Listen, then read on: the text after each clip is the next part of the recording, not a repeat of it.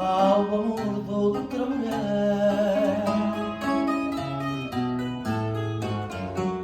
Se há tanta mulher no mundo, vou dar este amor profundo ao amor de outra mulher.